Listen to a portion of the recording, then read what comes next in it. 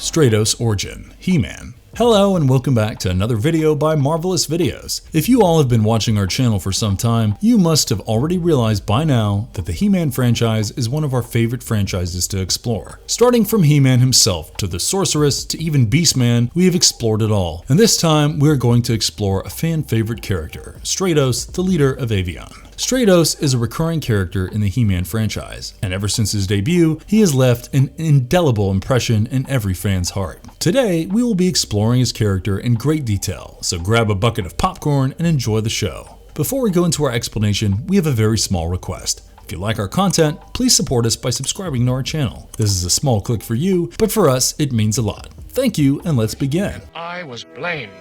Do you know what exile means to a bird person?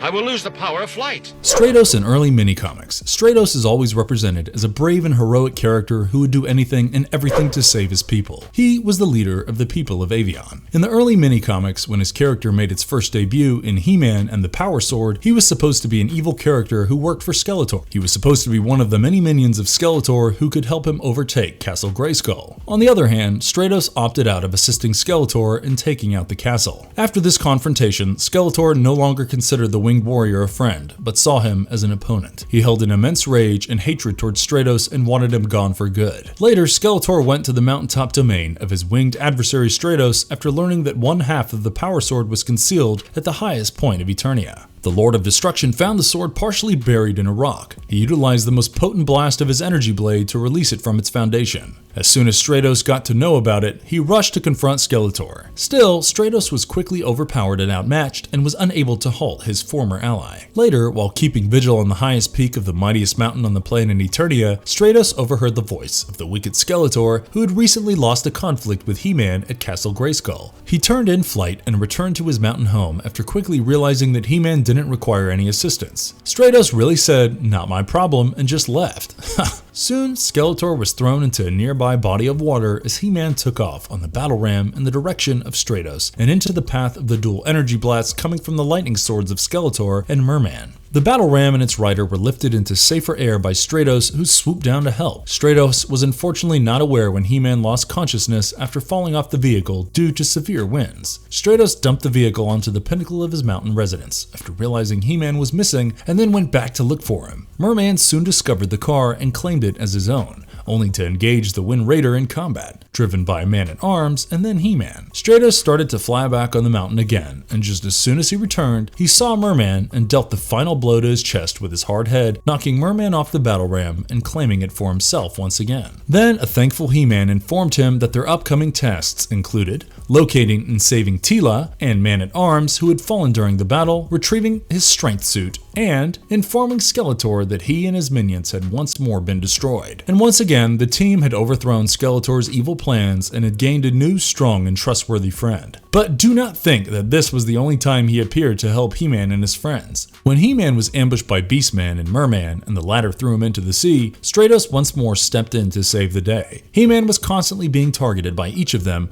and was also being beaten up by a massive monster of the depth. As soon as Stratos saw this, he shot a very powerful energy light which was emitted from his hand right at the monster. When he saw that the monster had released He-Man, he dove into the water to rescue his friend and brought He-Man back to a rock which was slightly protruding from the sea. He-Man slowly caught his breath and thanked Stratos for helping him. Soon they met up with Teela, and with her help, they retrieved He-Man's battle ram and headed for Castle Grayskull because He-Man was sure that Skeletor was definitely going to be there, and if he was there, his minions would have definitely followed him there as well. After they reached Castle Grayskull, Stratos took on Merman during the ongoing battle. At a critical moment, He-Man dodged a blast fired by Beastman, and Stratos flew out of the path of an energy beam fired by Merman, resulting in a collision between the two villains. Seeing this, Skeletor became enraged. He tried attacking them again, but He-Man was not in the mood to play anymore. He got on his battle ram and ran over all three villains, which surprised Teela and Stratos, and all they could do was watch from afar. The villains somehow got up and were fleeing for their lives, swearing that the next time they met He-Man, they were going to finish him for good and take over Castle Grayskull. But before they could finish, Stratos started shooting energy beams at them before the scene finally ended.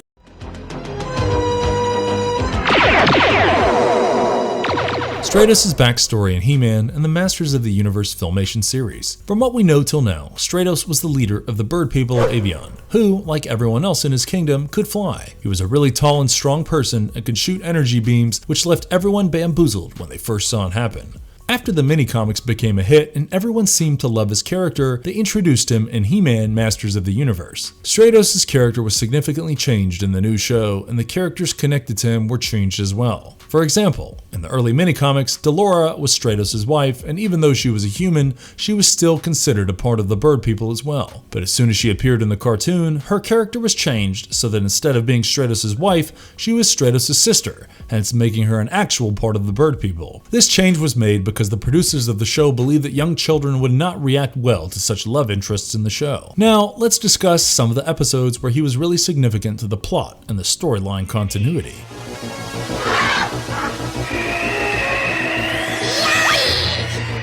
Reign of the Monster. The episode begins with evil Skeletor visiting King Von and the Torgs in their caves, promising them that he will easily free Malcolm, their Prince of Destruction. Malcolm was an extremely powerful beast who had long tentacles instead of arms, and his face was shaped like a horse with two massive horns on it. He was almost like a centaur, yet something much scarier. But in order to actually do anything at all for them and free Malcolm, he needed the Staff of Avion, which was said to have similar, if not the exact powers, which the Elders had. These elders were the ones who trapped Malcolm in the first place, and a power strong enough to match theirs was the key to Malcolm's freedom. Skeletor made up a plan and got to it without wasting any time, and his first victim was Stratos, the leader and protector of Avion. With Stratos gone, there would be no one strong enough to stop him from taking the staff, so he kidnapped and trapped Stratos and gained the Staff of Avion. After gaining the staff, he was confronted by He-Man and his friends who had come to stop him, but it was already too late. Skeletor had freed one of the deadliest foes He-Man would ever have to face, and Malcolm was surely more powerful than most foes He-Man had gone against. After freeing Malcolm, Skeletor ordered him to trap He-Man and his friends behind a massive wall made up of stone, which Malcolm did quite easily by just blowing wind from his mouth. Everyone was petrified after seeing Malcolm. Skeletor gave the Staff of Avion to King Von and rode Malcolm like a steed to Castle Grayskull while laughing menacingly. He-Man's friends thought that Skeletor finally had the upper hand, but they were wrong. He-Man quickly punched the wall in front of him and broke it into a million pieces, freeing himself and his friends. After reaching the castle, Skeletor and Malcolm were stopped on their path by none other than our favorite magic wielder, the Sorceress. The Sorceress and Malcolm both used their highly skilled magical powers against each other and started to battle. Soon, He-Man came to fight Skeletor and Malcolm alongside the Sorceress, while Teela and the others retrieved the staff from the vault King Von had kept it in. Stratos and others started to battle King Von's men, and due to Stratos' flying abilities, they managed to get the staff back from King Von finally.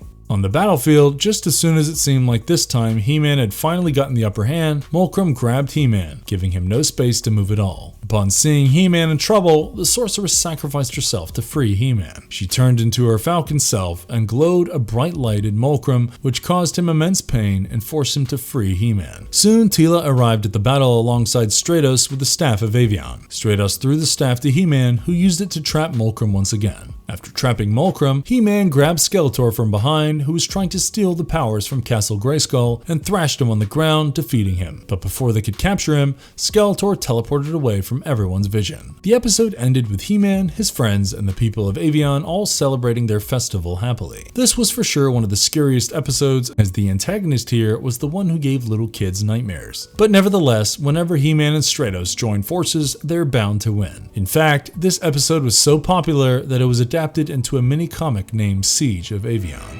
After all the years I've worked for the safety of Avion, how could they do Betrayal of Stratos. Another episode named Betrayal of Stratos was completely based on Stratos, and it showed how not all friends wish you the best of luck, and how not all strangers wish you misfortune. Let's see what happened here. On his way to check on the force field generator, Hawk stopped by Avion, where Stratos encountered her. Stratos hands the duty over to Hawk when she says she was planning to do just that. While all this was going on, the evil Skeletor, along with Triclops, Trapjaw, and Beastman, planned to launch an attack on Avion. When they started to attack, Stratos was more than sure that they would never be able to penetrate the shield defending them, but he was soon told that suddenly all the defense systems were shut down and they had no defenses at all. As he fixed the shield, Stratos ordered the bird people to launch a counterattack. However, when he got to the force field generator, he discovered that it had been compromised. Hawk saw Stratos laboring to fix the generator after Skeletor's party was defeated and accused him of sabotaging it. Later, in front of the bird people, Stratos stood and refuted Hawk's claims. But it was useless. The bird people unanimously agreed to expel Stratos from Avion. He begged for mercy and asked for further investigation, as he knew that if he were separated for too long from the egg of Avion, he would lose his power of flight, the only thing which made him worthwhile according to him. But Hawk was not going to let this slide. Hawk had convinced everyone that Stratos was the one who committed the crime,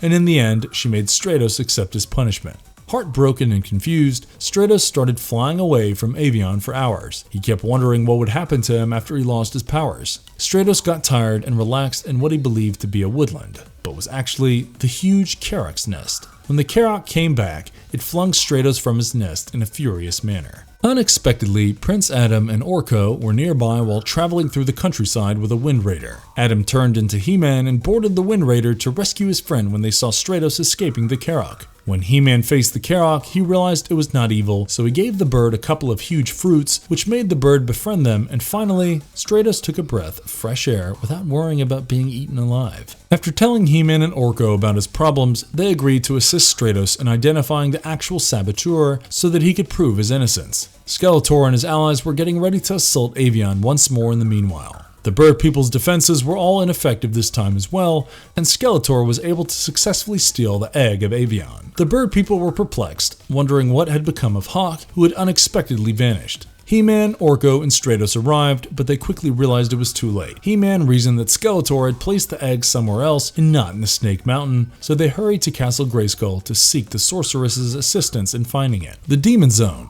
home to Skeletor's ally Whiplash, was where the disturbance was coming from. The sorceress cried, and the egg of Avion was causing it. She gave the heroes instructions on where to discover a portal into the Demon Zone, which was located at the top of the Mountains of Doom. Before they left, the sorceress warned He-Man not to let any demons out from the gateway. Now mind you, the egg is literally the source of all powers for the Avion people, so if they are too far away from it for far too long, they will end up having no powers at all. He-Man was able to pry open the doors at the gateway long enough to enable Stratos and himself inside, but Orko was left outside and He-Man was afraid to pry open the door once more. Kral, King of Demons, informed Whiplash of the hero's presence elsewhere in the Demon Zone. The demons could only open the portal to the world above twice a year. Kral reminded Whiplash, but Whiplash thought it was worthwhile to send his gigantic snake through the passage to attack Orko. Just as soon as the snake was about to eat up the wizard, their previously befriended Karok came and rescued him from danger. Whiplash was defeated after He-Man and Stratos passed through the Demon Zone. They discovered his collection of captive animals and realized that Hawk was trapped among them.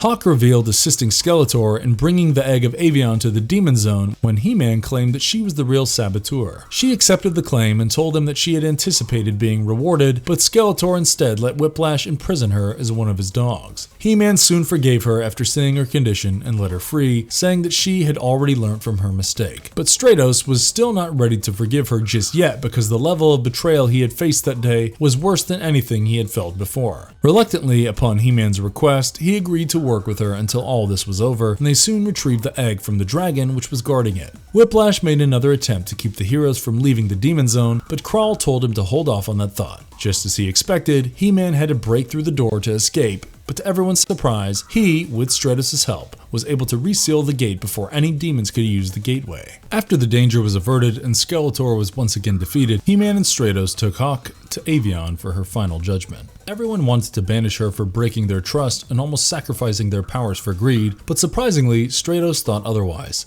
He knew that she had learned from her mistakes and simply demoted her rank until she could regain their trust. Upon hearing this, everyone bowed to him respectfully, and the episode ended with He-Man and the people of Avion cheering for Stratos. This was one of the very few episodes which actually gave Stratos the highlight. After this, Stratos' character slowly started meddling away in the background to such an extent that many people totally forgot about him altogether. Stratos in the 2002 TV series. Yes, you saw it right. Even though Stratos' character was almost lost to the storylines, the 2002 adaptation brought him back to life, and that also in a spectacular way. Not only did they change up the character a lot, but they also drastically changed the character of Hawk, who seems to be his sister in this storyline, but unlike the previous times, she is much more caring and loyal than her 80s counterpart. In fact, Stratos himself had been so modified that we are bound to tell you about him. In this new adaptation, Stratos still has his wings, but instead of it being a small pair of wings attached to his suit for gliding, here he had long, beautiful wings which were actually a part of him. Yes, that is right, he had wings of his own. And he still has his jetpacks, but instead of using them to produce the flight like in the 80s version, they are used to enhance the flight so that he could travel faster and make sharper turns to avoid getting hit by enemy weapons. Stratos, who appeared to be one of the Master's more senior members in the new animated series, was given a Scottish accent that was strikingly similar to actor Sean Connery's. The new series once more included his bird people. A bird woman by the name of Hawk, who is the same character but has a completely different demeanor, was the most notable bird person other than Stratos. In this series, Stratos had a significant episode which really progressed the plot, named Skywar. Do not worry, we will be telling you everything that happened.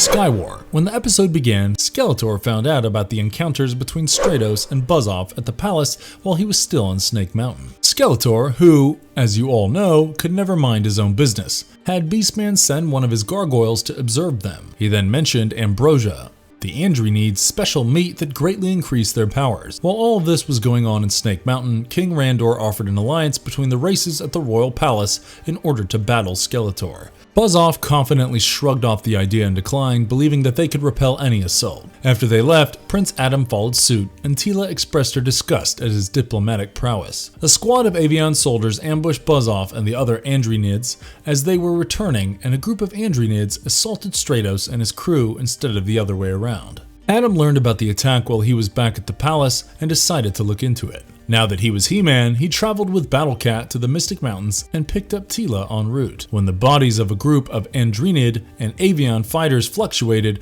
it was finally discovered that they were Beastman's gargoyles while they were returning to Snake Mountain. Because they had already completed their work, it made no difference if they turned back into their normal self or not. Beastman was informed by one of the gargoyles that someone was approaching the Mystic Mountains with a green cat. Later, while He-Man and Teela were making their way to the Mystic Mountains piloting Battlehawks, Skeletor's evil warriors attacked them. Teela's fighter got shot down first, but she jumped on time, barely saving herself by jumping onto He-Man's fighter. But soon he was also shot down. Both recollected themselves, and yet again on the ground they were attacked by vines in a forest. They barely escaped and managed to defeat Skeletor's minions. As this was happening, King Randor from the palace attempted to communicate with both opposing parties, but Skeletor intercepted the communication and had Triclops make it appear as though he was warning them against the other group. Buzz-Off wanted to ignite a war and had faith in King Randor.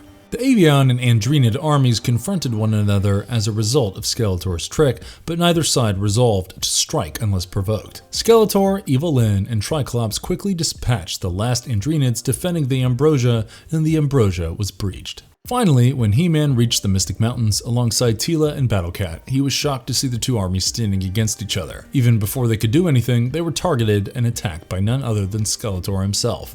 But Skeletor was not alone. He also brought Evil Lyn and Triclops alongside him, and all of them had super strength and extra durability, thanks to them having ambrosia before the battle. It was a 3v3 match, but Skeletor's group had the clear advantage as they almost easily beat He-Man and his group. But just as soon as they were about to win, the effects of ambrosia wore off. Phew!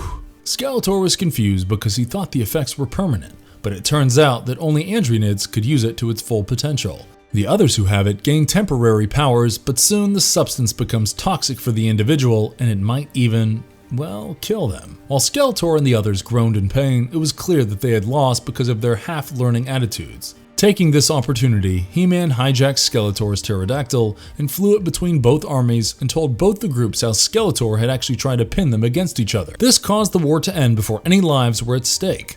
Good job, He-Man. This episode shows how significant Stratos was to everyone in the series because one order from him could almost cause utter chaos in Eternia.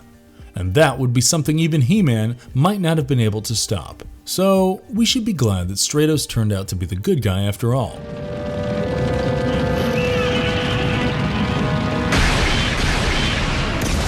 What makes Stratos so strong? We talked a lot about his appearances, his character design changes, and even how he helped out He-Man on numerous occasions. But did you know that he is also one of the strongest Avions of all time? Not only is he the protector of the Avion people, but he is also technically their ruler and representative.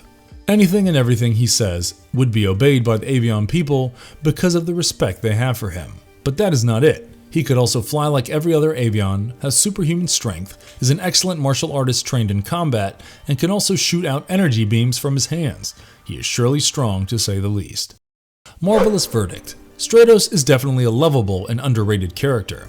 His character has everything, starting from knowing the meaning of friendship to the self-confidence of holding back Skeletor all by himself. He definitely has a lot of space for character development, and hopefully his backstory will be given more depth as to how he became who he is today. Does he deserve a spin-off episode or show? Yes. Would we watch it? Hell yeah. We will be looking forward to seeing his character in action again. Till then, why don't you guys check out our He-Man playlist? It is surely the best you will get. Till we meet next time, adios. And if you liked our content, don't forget to leave a like and subscribe to us if you haven't already. Have a good one and be safe.